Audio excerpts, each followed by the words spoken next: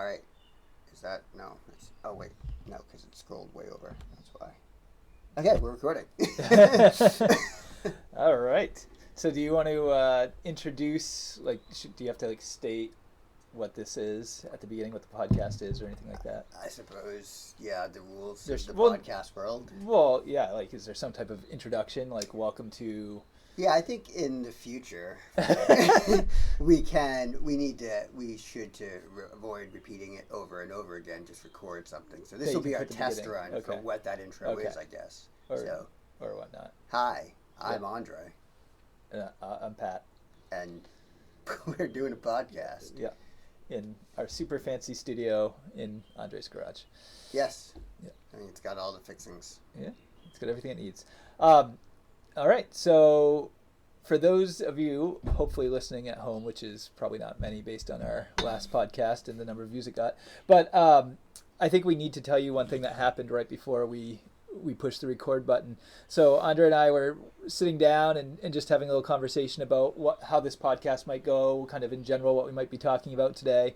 And I thought that we were recording the whole thing. And so I just was really going into it and explaining, my thinking around it. And at one point I narrated some air quotes that I was doing. And Andre let me continue on for about 30 seconds more, and then he realized that I thought we were recording, and we weren't really recording. So it was an excellent conversation. It was a very good conversation. So we will try to reenact some of that for you. But I swear, once we get through that reenactment, everything will be live and original. And I don't even know what you were air quoting. So I know I'll have to. Yeah. You were so thrown off once you saw the air quotes and heard the narration that you completely blanked on anything I was saying. Whole new world. Right. All right. So we were just talking about our idea of what we wanted to do today, and I was explaining to Andre that I was thinking recently about the, and here's the air quote, the Japanese, in air quotes, proverb about three faces, and how basically what it says is that every person has three faces. One is the face that you show the world, one is the face that you show your family and friends, and then one is the face that you only show yourself while you're laughing. Keep going. Keep going. Okay.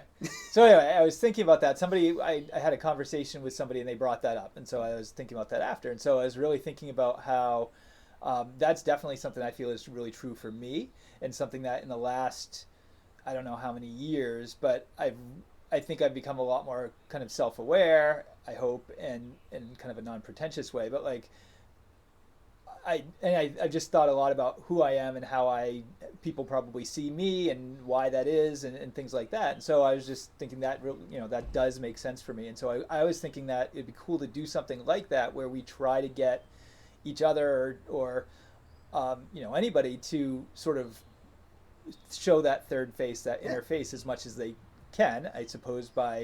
You're never going to be able to 100% get that. That's total open and honesty, and I think we would always try to change, filter a little bit, even if we don't think we are. But I wanted to try to get as close to that as I could.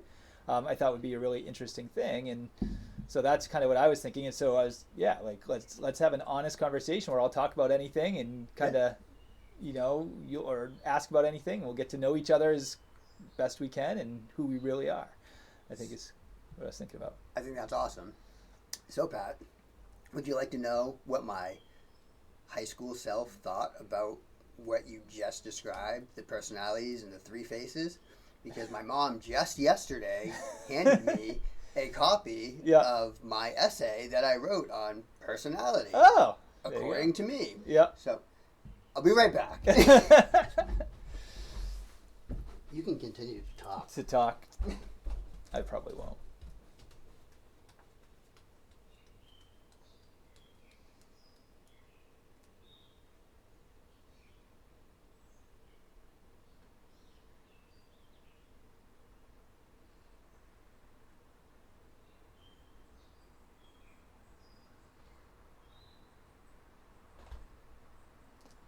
And now Andre is running back to the garage, our studio, I should call it.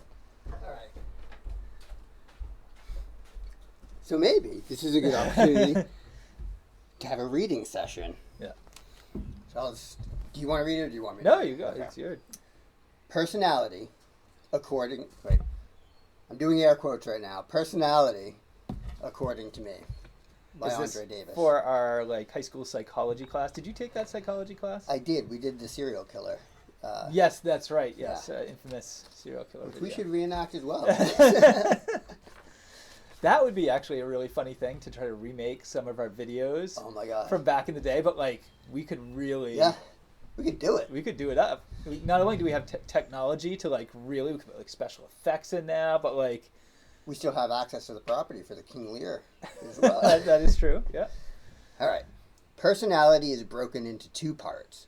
The smaller part and most important part is your core self. It's an active base that the influence of the world builds on. This is the part that only you know completely. Close friends and family may know a great deal about your core self because you trust and share with them, but only you completely know it. Please stop me and interject because I don't really want to read this whole thing through. Yeah, right. But I kind of see where you're going there. Yeah. The core self is what makes people individuals. More about core self is discovered as you grow older. It's where personal feelings that are rarely shared with others come from. Nobody has exactly the same core self as anybody else. It consists of 4 basic components: vibes, ethics, internal reaction, and life compass. And there's a note from the teacher right over to the side. Excellent framework. Ah. Now, before you go further, do you remember what this, like, did we have to describe, like, personality, our own view of what personality Yes. is? That what it was? I'm trying, because this is, like, actually making me recall doing something very similar. It was with the poster board Okay. as well. And my mom, I didn't remember this part of the story. So I wrote this. It was late. Yep. And I wrote this the night before I turned it in. And I got a 100 marked down to a 98 because it was late. Yes. My poster board, apparently, Mom said that I couldn't even be bothered to take the time to use scissors, and I ripped the pieces up and just taped them onto the thing. So it was good work. But yeah, it was a whole project on our theories, I guess. And so it wasn't to pare it back what, we read a book about whatever. Now we're regurgitating what this person's theory is. It's your own theory that you're putting forward about. Yeah, I think it was our psychology. I think it was. Yeah, no, it's got to be. It's got to be that class with Miss Fenty. Was that? Did she about that? I think it was, or is she social studies? She was social studies. I don't know. Yeah, I don't remember. Well, she might have taught that though. Like, I feel like she might have. Which would have been really funny because my mom gave me this in my aunt's house, and she lives on that lake. Oh, really? Yeah. Yeah. There you go. We've watched a movie on a boat on a big screen. Yeah, cool. Vibes are signs that compares your... This was a typo. Vibes are signs that compare your personality to that of another. If your personality will completely clash with the personality of someone you've just met, your vibes will let you know. It's a feeling of unease. Vibes are instinctual and not always responded to by people. Mm-hmm. That seems very hippy-dippy. I may have plagiarized. I don't know. Ethics are our root feelings of morality. As your core self grows, your ethics are formed. Core self ethics are not to be confused with ethics instilled by society. While you may have ethics similar or perhaps the same as that of your society, core self ethics are your ideas of a perfect society. Your ideas of right and wrong are core self ethics. Some very young children who have not been exposed to much of society's ethics need to repeatedly be told not to hit. The core self of these children sees nothing wrong with hitting. I think that makes sense. Yeah. Right. So it has nothing to do with whether those ethics are right or wrong or good or bad. In fact, those labels would be me even trying to talk about that would be putting my own ethics on top of that other one. It's just, it is your personal core ethical beliefs about things. And some people don't think there's anything wrong with hitting and, so I knock you out, I get to take what's yours or whatever, right? Right. So yeah, that makes sense. Now there's probably somebody at home as they're listening to this thinking how um, like, oh no, this is such and such psychological theory, and our whole idea that maybe it's totally original is Yes. probably they're probably like these idiots, but Yeah, no, that's definitely going on because I seem, especially as I've like just been Yeah. learning about different things, I'll have these different thoughts, and then I'm like, oh, that's so clever, and then I'll You look it up, learn somebody's already something thought else. of it. And I won't even look it up. Like I'll Yeah. just like be looking at something else, and then that'll pop in. like, Like, oh yeah, well, which great. of course makes sense, right? Yeah. Like, I mean, it'd be pretty presumptuous to think that you were the first Right. person to have these amazing thoughts, but I mean, to have the same thoughts as somebody whoever came up with those theories and stuff is pretty Right. pretty cool. And obviously, if you're doing this in high school, then you are thinking pretty deeply. So that's pretty amazing. Yeah, I'm second coming of something. Yes, I don't know. Yeah, you missed your calling. Internal reaction is just what the name says. It is how you react to a given situation on the inside. This reaction is based on pure feeling alone. If you are on a dark road at night with a friend, you might be scared, but instead of showing this, you keep a cool face and act calm. Your internal reaction was that of fear. You showed others what you wanted them to see, and that was coolness. So that's like the third face thing, right? Mm-hmm.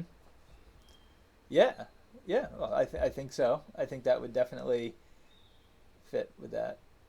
Right. Yeah. It was interesting. Sorry, I'm now going into your theory, but like, I was thinking about your reaction to something like that.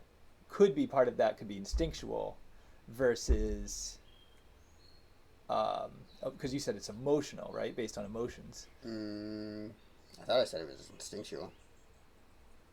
Some pure feel. Oh, wait, no, yeah. This reaction is based on pure feeling alone. Right. Yeah.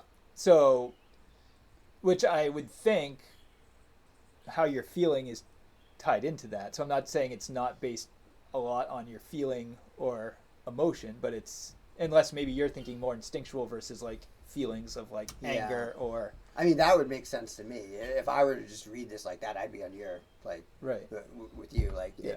It's more instinctual than, because when I think of pure feeling, out of context, I would think of like strictly emotion. Like, Yeah.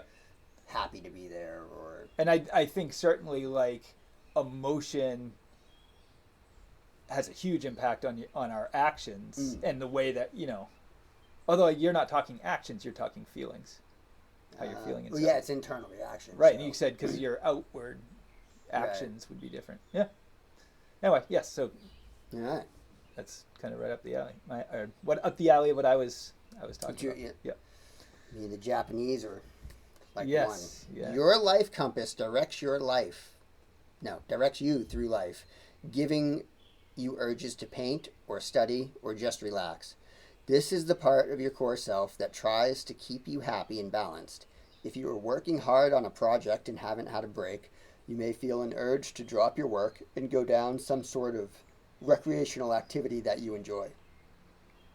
On the other hand, if you haven't done anything productive for a great length of time, you may be given the feeling of want to go out and mow the lawn. And another teacher note, how clever and creative. Ooh. Yes. Maybe nobody has ever thought of this. I don't even know, like, I think that was filler. Because I don't know what that has to do with really anything. As I'm looking at it. Your personality shell is how others describe you. When somebody says that Armando is charming and witty, they are only giving their criticisms of his shell. Your personality is like a painting in a museum. Your core self is the canvas. That doesn't endure any change. Your personality shell is the paint. The personality shell is painted onto your core self by influences in life. These influences include family, particularly parents, friends, teachers, and role models. As life continues, influences will continue to coat the canvas, adding to the painting. Others will observe it and make conclusions of their own about the painting. If you wear clothes that are in this current fashion because your favorite singer wore them in their last video, this is dated, people might say that you are stylish. When someone is entering a door behind you, perhaps you hold it open for them because your parents taught you that doing so was the polite thing to do. People might call you polite. What people see when they see you and what they describe is your personality shell. Plus 3 points for that one. And wow, deep and very original. I love it so far. Wow. Now, okay, so here's my one thought about that, and I agree with the majority of what you said. So your premise is that you have that core self, which is like the canvas. It stays the same, nothing, and then everything, all your experiences and all those things, those shape your personality. That is then built around that core self, right? And it impacts what people see and things like that. So what about things though? Like, are there things that can change your core self? Like, for example, some kind of trauma that you experience. Could that change that core of who you are as a person, deeper than just the personality you show others? You don't think so? Because all it is just an addition. So it's like, think of it as a layer of clothing or a coat of paint. Yeah. It can be taken off. I mean, if you think of, yes, trauma. There are some traumas that affect you and last with you forever, but there are some people who've dealt with the same traumas and have, I don't know, quote unquote recovered and maybe you're right. Maybe in that case it has affected their core self. I don't know. It's a good point. Right. I just think, and I get the point about it being two people can react to or respond to a trauma in different ways, but I do wonder if there are some people that it affects them. I don't want to say more profoundly, because I think it would impact everybody very profoundly. It's not to discount, you seem to be doing as well as you could with that. Like, I'm thinking like death of a child, something like that. Like, I can think this woman at work who had a child die, and then but she has managed to move on. She seems happy. And then there are other people that I think would fundamentally not be able to move on by that. But I don't know. Anyway, so just an interesting thing. I don't want to get too off on that tangent. But why not? I've got several pages here. Okay. So I think we're on a good spot. So like with that trauma thing and the difference though in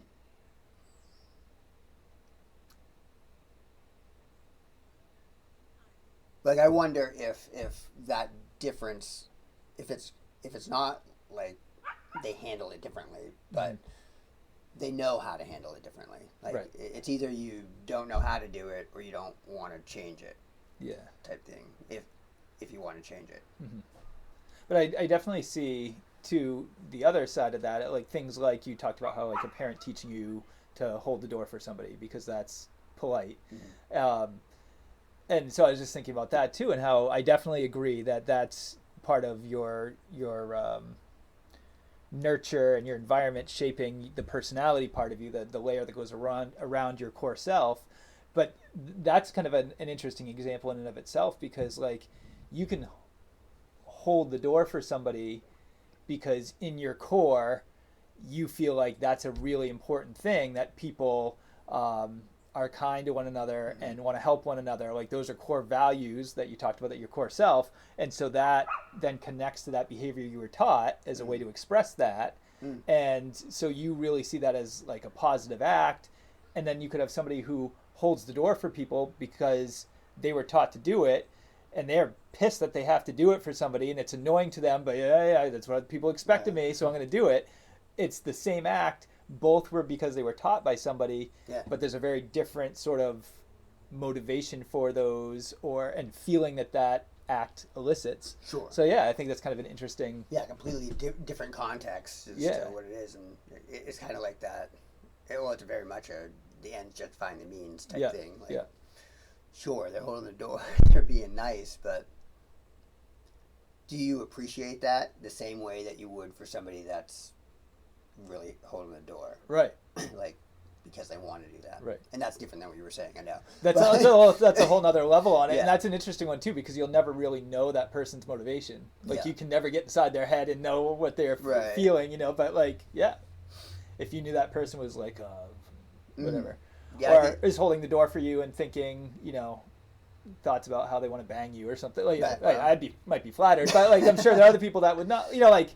Are they doing it for that reason, or are they doing it because they're generally just a nice person? I don't know. There's a lot of different motivations, ulterior motives, and then how you would feel about it too. All right. Anyway. Yeah, I think that, but I think that connection though, and identifying. I mean, it doesn't matter which it comes from, as far as whether it came from your core self or if it came strictly from the.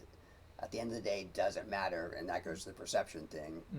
It depends on who you're dealing with, I guess, and what kind of community you live in. Yeah. Right. We're down at the last paragraph on the bottom. Nature and nurture both are determinant upon one's personality. There is no definite ratio for every person. Your core self is where the nature influence on your personality lies. Your personality shell is where the nurture influence on your personality lies. If someone chooses to completely be themselves, live life strictly by the ethics they were born with, and rely completely on the instincts when choices are made, then they have 100% nature and 0% nurture. This is the approach of an anarchist type. If somebody is continuously trying to live up to a society's standards, does everything they have been taught to do, and follows the standards they may not necessarily think are right, they are probably close to 99% nurture and 1% nature. This is the mama's boy type. There is always some percentage of nature, no matter how small. If there weren't, one wouldn't be an individual. A perfect person is someone who is 50% nature and 50% nurture. And I got called out for underlined perfect person, and the note was, I'd be careful using this term. This person is able to exist within a society, abiding by laws and customs. This person also brings their individuality to the society and is in touch with themselves and their inner feelings. They use their instincts as a tool when needed. +3. Interesting. So that's just the nature of it. Apparently we had to talk about nature versus nurture. And maybe say whether we think it's... I bet we had to say, like, what we thought had more of an influence on... Yeah, that would make sense. I really want you to find your paper that you did on this. My mom probably has it somewhere. She, every time she comes over, gives me new... Just kind of like, I guess, your mom does. She gives you new things she found. I got this from my aunt, like, months before this, too. Oh, okay, yeah. And I was looking for it. Yeah. I didn't tell my mom I was looking for it, and then yesterday she came up and she's like, here. Okay. So here we are. And this goes back to what we were talking about before. As said before, the core self doesn't change. You're stuck with it throughout life. Your personality shell does endure change, though. You are influenced every day of your life. These are, for the most part, minor changes. There are 3 periods in life where you will possibly experience major change in life. 1, the introduction period. 2, the secondary period. And 3, the peer period. The introduction period occurs from birth until you enter school. That's broad. It is during this period when you are given your first influences. Parents and other family members offer you their values and ideals in order to raise you as best they know how. Theirs are the only values that you see in others, and this is how you think the world exists. This period sets the ground for the rest of the personality shell. The introduction period is preparation for the secondary period. If your family believes that outwardness is important in life outside of family, you may be encouraged to express yourself a lot.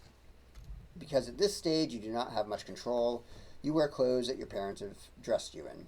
You do not have choice during this period and are merely a puppet of your parents as they attempt to develop you into what they believe the perfect child is. As a parent, I'm offended by that. Right, that would depend on your parenting style. Yeah. Yeah, and I was going to say I can think of many parents who give their kids every choice, and nothing's directed. It's Yeah. So this goes to that question of if you could go back in time and tell your high school self one thing. Yeah. Well, that's what I was. So I was listening. Obviously, been listening very intently to you reading your essay, but like, I think based on what you've read so far, 3/4 of it I think are really, really pretty insightful. And I'm not saying that this part's not as insightful. This part sounds younger. It's what I mean, like. You're a 16-year-old? Yeah, 17. Right, writing about what you've experienced and this far in life. So it's hard for you to be. Yeah. I'm sure this part would sound very different, maybe with a 42-year-old André perspective on it.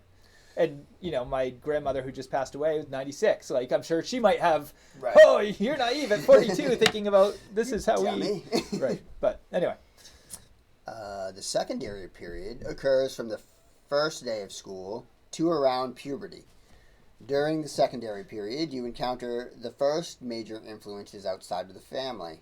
Teachers, bus drivers, and counselors are among these influences. I got a very good for that one. It was at the bottom. Peers are not so much an influence at this point in life because you still trust authority. The secondary period is the period where you get attitudes towards learning and personal interaction. Your first experiences with teachers are in this period. If you have bad experiences with them, examples being poor grades, strict discipline, or lack of attention, then it is likely that throughout your life, learning will not be an experience that is embraced by you. If during the secondary period you are taught to share and be nice, then you may become a very sociable person. Affecting the personality shell is the note from the teacher. Mm-hmm.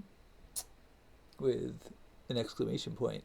I think we need to point out that there was an exclamation point. Two. Two, I'm assuming. I think the lines kind of faded out, but I see the dot. Right, because if it was a question mark, it would have been affecting the personality shell? Yeah. Right. Yeah. Yeah. I hope that's not what it was, actually. No, it's clearly an exclamation point and then a period after the exclamation point. She was the first person to write smiley. The peer period starts at puberty and sustains for the rest of your life. In the peer period, that is depressing. In the peer period, you are influenced by friends and pop culture. It is this period where you loosen bonds to family and authority and become closer to your generation. You become more in touch with what others think about you and more cautious about how others perceive you. The first two periods of personality are both preparation for the peer period. Because there is nothing that follows the peer period, there is room for an infinite amount of growth of the personality shell. And then the note, is this where the core and personality shell merge? Sure. What do you think? I think that, so I was having multiple thoughts about this. So two things, I guess, would be the biggest ones I was thinking about. One is that I think the influence of peers is probably very strong as well in the earlier stage, not the pre-schooling one, but that middle one. Secondary.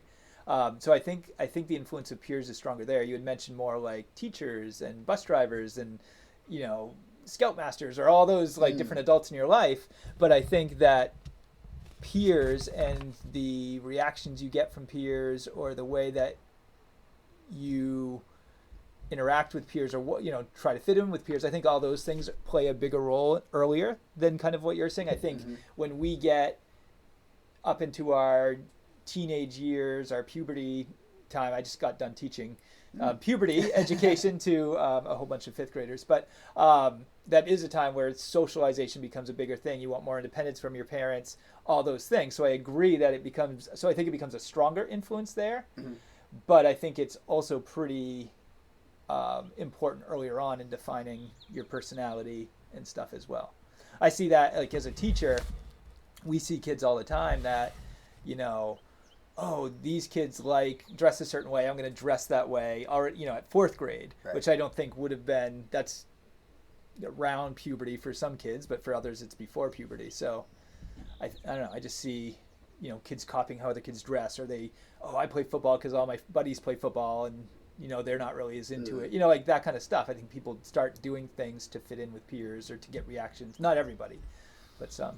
Can we have a Pat teaches puberty segment every episode? That would be great. Just Yes, this will be my puberty tip for our younger viewers out there, our listeners. I'll give a puberty education tip. Yeah, I think the secondary period, I think, definitely has I missed the whole pure thing. There's probably more of an overlap with that and the one that comes over. Like I think there's probably time in that secondary. So it's introduction, secondary, and peer. Yeah. Okay. So in the secondary, I think there at the beginning of it, the peer piece is probably less, and that gradually, you know, the dial kind of pushes more towards peers as you get to one, and more towards like adults and things like that. And it's more like a slider that kind of adjusts over time, if that makes sense. Yeah. Like it's a transition. It's Yeah, not like exactly. a hard stop. Exactly. Third. Yeah. That makes sense. That I'm the whole rest of your life thing is absolutely wrong. I retract that statement. I think I've gone through a pure period, and I think there's another period after that. Yeah. And so you'd add some other. Yeah. I'm certainly in a different period than a pure period because I'm certainly not in touch with others think about and cautious about others perceive me. Yeah. That you think about that less. Far less than you used to. Yeah. So there's definitely a period after right. that. And I think too though some of the core personality stuff, I think probably impacts that sliding of how that peer piece, how strong that is. I mean, there are probably people that because of who their core personality or what their core personality is, that care less about, have always just naturally care less about what other people think about them, and are much more into, I'm going to be my individual person. They're much more in tune to that much earlier on. Yep. And then I think there are probably people who are more sensitive to what others think about them, even in their like adult years and later, you know what I mean? Like for some people that's never going to go away, and it's going to start much younger and not go away because of part of who their core personality is.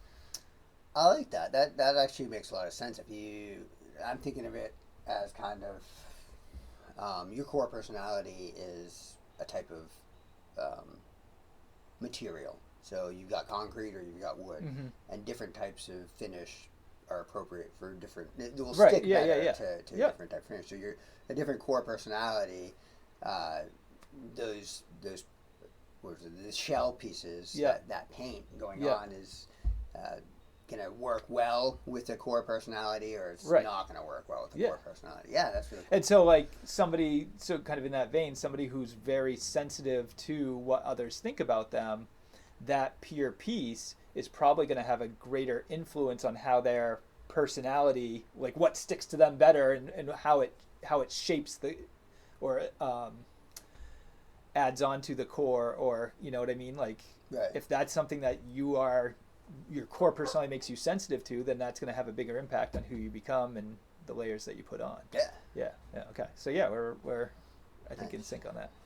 We've got a book coming out pretty soon. And again, somebody's at home going, yeah, that was Carl Jung. That was Sigmund Freud. Come on, guys. But speaking of Freud's theory of psychic I feel like tonight, every time I bring something up, you're like, guess what? And none of this was planned. It was just like, no, like seriously, I bring up one thing and you're like, I have this essay. I'm apparently the king of segues. Freud's theory of a psychic structure is somewhat like mine. I thought it said wine because of the typo, and I was like, wow, that's a weird poetic way to say that, but that's not what I said. Personality is broken into two parts in my theory, and is broken into three parts in Freud's.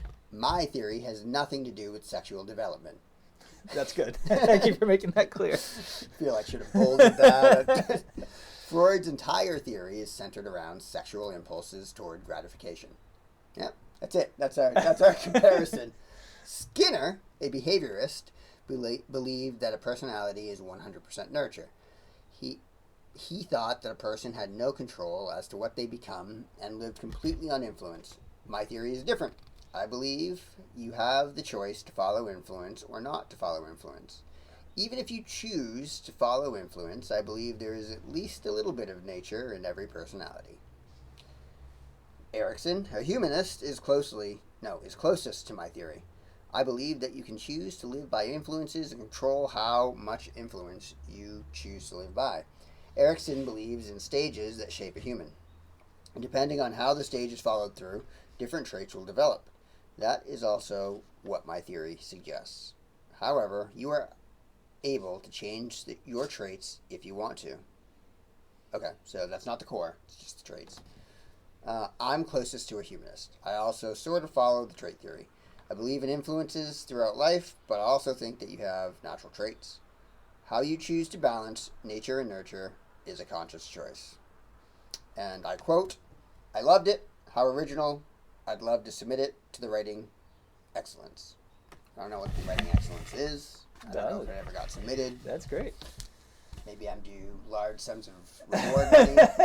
Maybe she's gone on to this great career in psychology and yeah, you don't know it. She plagiarized all her work. I'm sorry, I'm thinking about the last part that you were talking about, and then just some overall thoughts on this. So the last part,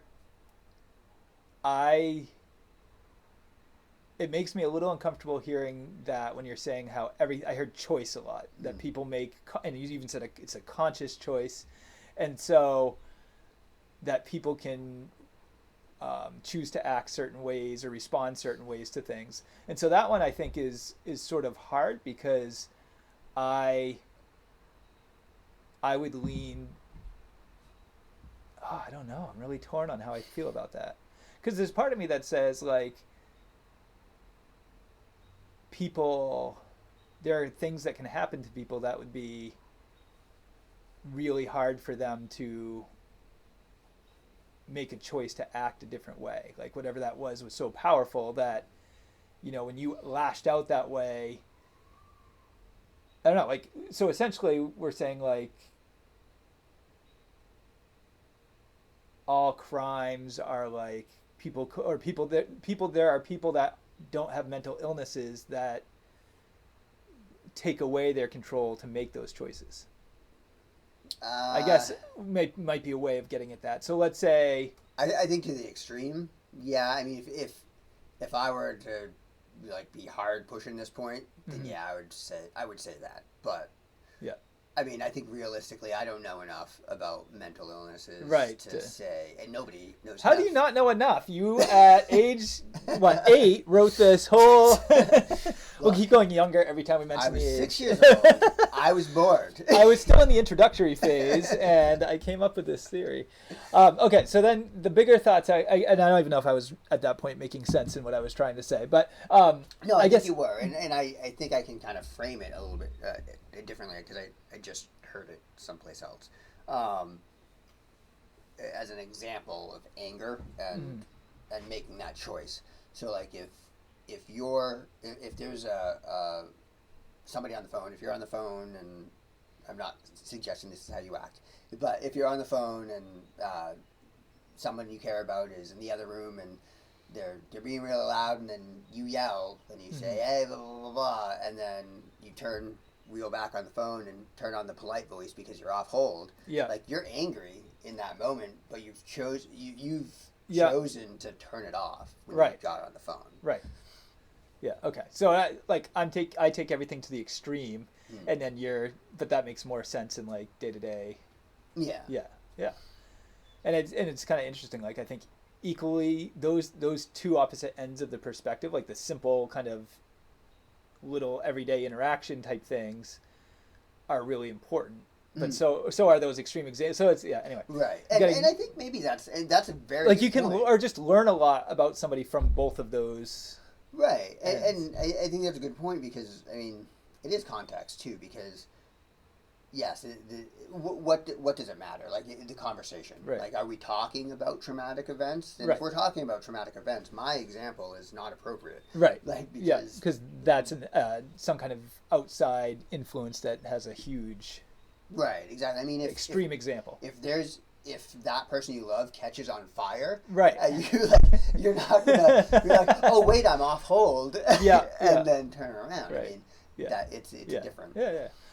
So the other things I was thinking about was one. I think my big takeaway is that 42-year-old me is just catching up with like 16-year-old André as far as deep thoughts about the human psyche and what makes us who we are. But I think the other thing is that this whole assignment in this paper to me really defines you. Like you reading that to me, like that's the most Andre thing I think I've ever heard. And it's for a couple reasons. One is your introduction of it and explanation of the assignment, how it was supposed to be this poster board with this presentation, and my mom said it looked like I kind of just threw it together at the last second. Is really kind of you. Like I feel like you're a really deep thinker, and you have really like interesting, intense thoughts of those things, but you don't always, as far as like, or like when it comes to like learning or thoughts about things, you don't see as much value in the material piece of it. Like for you, the core of this was kind of the thoughts that you had about it. You also, I would say, is somebody that, if we're getting into like, this is who I really think you are, how I see you, but like, no, but you're somebody that's like, I don't want to say like ADHD or something, but you like bounce around from thing to thing. You have like, that's one of the things I love about you. I was talking about how you always have like a new interest in something. And so like, I feel like you're somebody who kind of always has different things you're doing or thinking about. And so putting together an assignment like that's not always going to be at the top of your important list. You know what I mean? And then, but then the paper itself is incredibly deep and thoughtful and I mean really well done. So like it's, I don't know, it just really and I feel like you're always thinking about these kind of topics, like these kind of things, like who are we as a person, or who am I, or I don't know, just something you always kind of, I feel like, have been talking about for a really long time. I still haven't found the answer. Or having like, no, just different philosophies on things, and that a lot of times aren't the same things that other people around you are going to be expressing, or at least at that situation. Like, some of the things that I think were important to you in college and that you were thinking about in college were a lot different than what I was. Mine was like, I've got to get good grades and I'm going to do X, Y, and Z. And you had a very different perspective on life at that time, I think. So as I told my parents, I was there for the experience. Yeah. They didn't appreciate that. Well, right. But like, how we did grade-wise, for example, in school and stuff has nothing at all, obviously, to do with intelligence or the level of a thinker you are. And like, you've always been this person who I think is really, really deep and intelligent and thoughtful, even though it wouldn't always show up, like I can picture one night where we were up doing an assignment like all night long in the RAM of beta because it was due the next day. Like, I'm sure you were a bit of a procrastinator and stuff. I was. Yeah, Still exactly. am. But it's not always because, I don't want to do it. It's because you see so many other great like things to be thinking about or doing. There are many other things to do sometimes. And sometimes and part of that's having fun too, or whatever. But no, I appreciate all that. Thank you. I'm blushing over here. Yeah, no, but it just, I mean, the whole thing, I think, just fits you to a T. Yeah, and I think it's funny because you talk about college and thinking about things. I don't know what I was thinking in college. College really was like, it was fun. It was a good experience, and but I don't think I'd change anything because I think I went to Orono for 2 years, and then however long it was. You were around longer than that, though. Yeah, well, I went, and then I left college, went to the reserves. Yeah, for a little while. Yeah, to boot camp. Yeah. Then went to USM for a little while. So was that like a full year you were gone? February 21 or February 2001. Yeah. On my birthday is when I went. Oh, really? Yeah. Yeah. And then came back in August. So, and then I was up at the house. I was still living at the house for like that following semester. I think that's what it was. But. Yeah. Because like when I think about Orono, I don't really think about any times when you weren't there. Yeah. Like I don't remember any of those big gaps, but yeah. So anyway. I hear all the stories and they say I was there. Yeah. Yeah. But it's just, I don't know. I just felt like, and again, it doesn't surprise me at all that in high school you were thinking, I know it was an assignment, but like this assignment seems like it'd be right up your alley. Like you'd rather be doing this than like reading some random English book. Now I think you would be all over that stuff. You're like, give me Walt Whitman, give me whatever. But like at that time, I'm sure, reading Jane Eyre and writing a paper about it would not have been your thing. But thinking about how people think and who people are, I think is always something that you would be interested in. Yeah, I think so. So what's funny, like with you when you talk about like the different grades and reflecting and all that stuff, it always interests me. I was just having this conversation with my kids, because they're both going to the high school, and talking about what classes they want to take, and honors math and stuff comes up, and honors versus the regular math, and one of them wants to go into honors, is like interested in honors math, but at the same time thinks it's gonna be too hard. And I had to have that conversation with, or didn't have to have the conversation. I had a conversation with them, and was basically saying they don't really have the same tracks that we had. Yeah, like, it's not like you're a teacher, but I was talking to him about the fact that like when I was in high school, like all of my friends, like you and the other friends were in the AP classes and stuff, and like I was not in the AP classes. I was like CP classes, like college prep and stuff. But it was kind of funny. I enjoyed the people I was in the classes with and all that stuff, but I wasn't with my friends and stuff throughout the school time. It was like at lunch I'd see you guys, and then after school and stuff, and like throughout the rest of my day I'm hanging out with other people that I feel bad if I'm saying that. Like, if I had good friends, but you know what I mean. Yeah. So I was talking to him about that. I was like, keep that in mind. I mean, I'm not saying you're not going to be enjoying the people you're with, but if all your friends are going into those classes, it kind of sucks when your friends are all. No, actually, I mean, I know how you felt too, because there was at least 1 or 2 years where my lunch, for whatever reason, I think probably because maybe it had something to do with band, because you guys were all in band and stuff, and I wasn't. That's the only thing I can think of. But for some reason, my lunch was always different than like you and Jared and some of our other friends. I'm thinking it was like freshman and although I don't even know if we were hanging out at freshman year. Freshman year we were. We were, okay. So anyway, freshman and sophomore year, where I was having lunch with people that weren't people that I normally, and again, they're nice people, but they just weren't like my core group of friends. And so it's kind of like the same thing you're talking about. So yeah. And actually, that's something I think about quite a bit, actually, for some reason. Lunch? But just like how it felt to be sitting with this group of people that I wasn't really friends. I don't know, for some reason that pops in my head sometimes. But do you like? Are you? What's your social life like? I don't even know. So that's like a whole nother episode. All right, I feel like we've kind of gone. No, we've gone into like this sort of direction versus like really kind of having our talk, and that's great. Like, let's stick with this, and we'll do those other ones as like follow up, like a deep dive into who we are. But anyway, but that definitely hits me as being so accurate of you and so fitting of you, and all the things that like I shouldn't say all the things, but one of the things I really like about you is that you're thoughtful like that. And I think that's really cool, and I think a lot of what you say makes a lot of sense to me. A lot of what you say over the years has not made sense to me, but I think it's always very thoughtful. So I think if I throw enough shit at the wall, something sticks. Yeah. Well, I mean, you're one of the only people I know that walks around places listening to like this type of stuff you listen to. Like, how many people our age do you think are reading those books or listening to those podcasts? Like, I like to hope there's more. I don't know. You should. You should listen to some. They're great.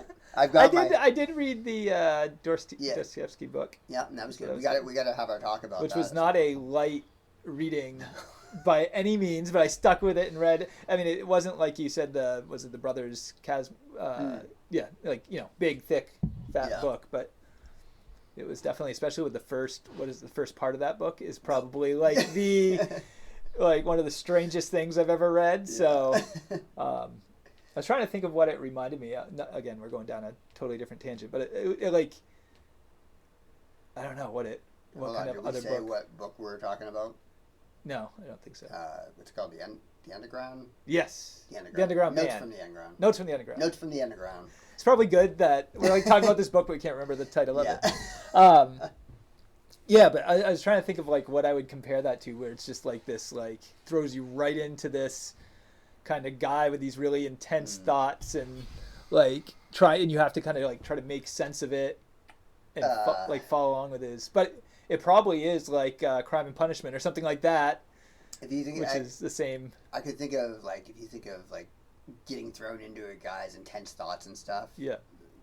Completely different storyline or whatever, but Memento, like it just makes it's something like that. feeling maybe. of like, especially when that movie starts, you're just like in there and there's or you're just like lost inside somebody's head trying to be like, what the hell is. I mean, that's obviously something he really does an amazing job of, is writing these like Crime and Punishments. Guy who's, you know, gonna go kill somebody and wants to commit the perfect crime, like, and getting inside their head is, I mean, he's a master of that. But anyway,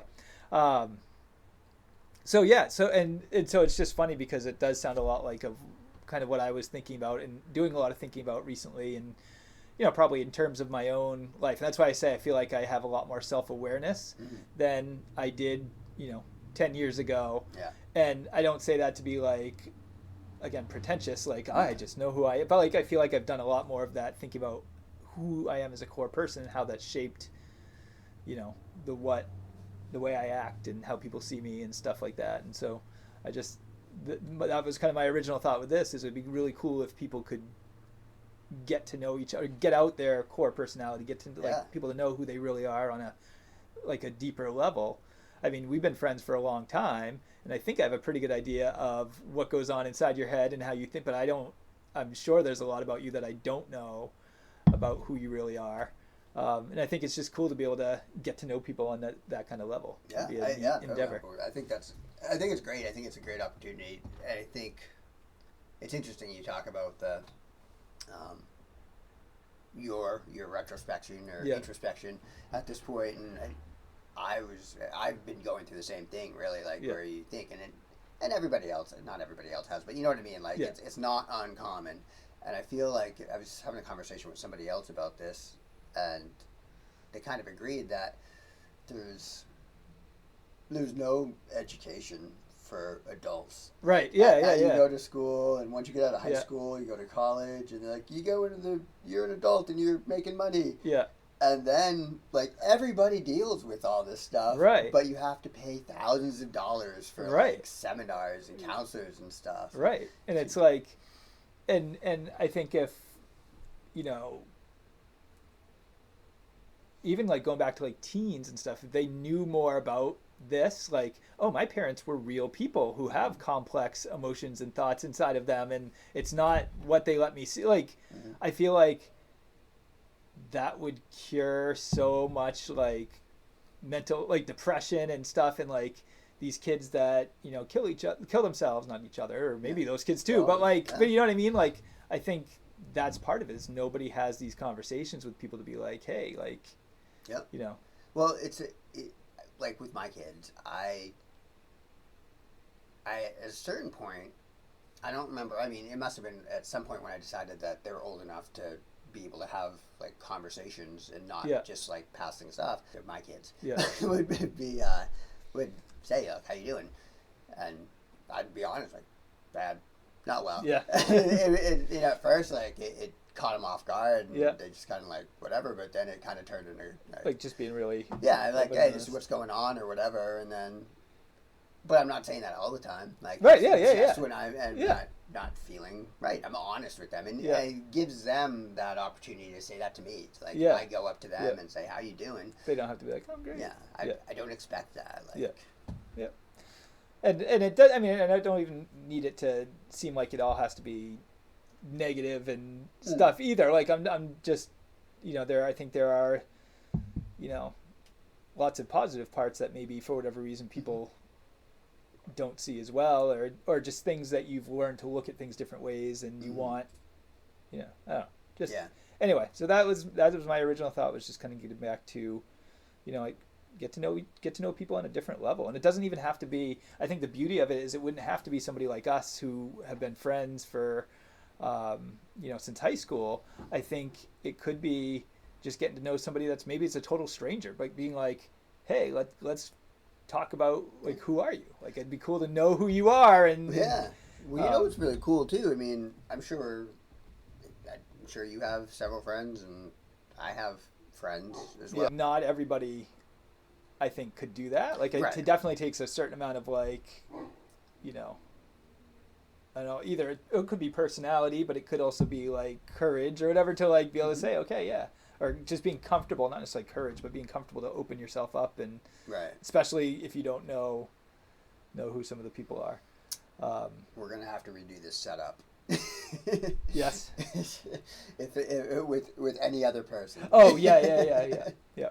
Certainly, if we want them to feel like comfortable and open to share, and instead it's like you have to stand over here. Just have this light shining right on them. Yes, yeah. You're being interrogated. Absolutely. Well, I think that's good. I don't know what 198 means. Is that 198 minutes? I don't know. I would No. think that would be That possible. changed real fast. Yes. Oh, maybe it is. Can't be. 8:30 now. We should be able to figure this out. Why is it so hard for us to figure out? Is it going up to 60? No, it's not going up to 60. Okay. It's like, yeah. Okay. So we're just staring at a computer monitor right now, watching numbers go up, trying to figure out what they mean. André was talking about how much of a producer he was before we started this, and now he doesn't even know what the little clock means at the top of the... I think that's a good time to cut it. Yes, sure, that sounds good. Go ahead and say that. So this has been great. We will definitely do it again soon. We want to do this weekly. That'd be cool. I'm going away, and we can work out the logistics. But it'd be cool if we could try to do something like that weekly. I mean, if we miss a week, not the end of the world, but regularly. So I still think we need to sort of lay out, maybe, and we can do this at the beginning of the next one, but maybe like lay out some basic ground rules of like what this is going to be, or what the next episode will be anyway. And then maybe do you think it's best to do like one of us and then the other, like this is all about who you or this is all about me? Yeah, I think the next one, because if the format is we're going to bring in at some point hopefully a third person one for our younger viewers who should not be hearing I'm that. not that good at editing. You got to be better at editing than you are at producing. Anyway, sorry. I think that if that's the format where we kind of are asking this person questions about them, and it sort of focuses on them, and obviously goes into our comments and thoughts about others. We'll obviously talk about ourselves in relation to that too. But I think it might make sense to either start with you or start with me as a primary focus, and we can do another one. Yeah, doing it the other way. I think gives a little practice too. We can talk about it obviously between, but we'll hit everybody up. I think for next one should be focused on you. I'm not going to read an essay. That is true. We did just read your essay, but so you can. Why don't you come prepared to ask me some questions, and then we'll start off by kind of introducing what it is, maybe some ground rules. Like I'd said, nothing that's going to get you arrested, maybe. So like, you can't ask me talk about all the illegal things you've ever done in your life. Okay, that's fair. Or like, what's the most illegal thing you've done in the last year? It would be a bad question. So just keep statutes of limitations. Yes. So prior to the year of this, did you do any illegal things? Fair enough. But like stuff, just if there's anything that's untouchable, or is it totally? For me? Yeah. I don't care. I am an open book. Right, but that's what I mean. Like we should. Yeah. We can lay that out so people know what was getting. a setup for what we need to set up. Yes. Gotcha. Any plugs? I'm glad you didn't say like something. Yeah, the time that I killed so and so and we dumped the body. That would be off. Like that would. Any plugs? like, no, Yeah. we do not have any sponsors or anything that we need to plug. $1,000,000fist.com. Oh, yes. Sorry. That's all I'm going to. Yeah. Yeah. Thanks a lot. See you guys later. Bye. Bye.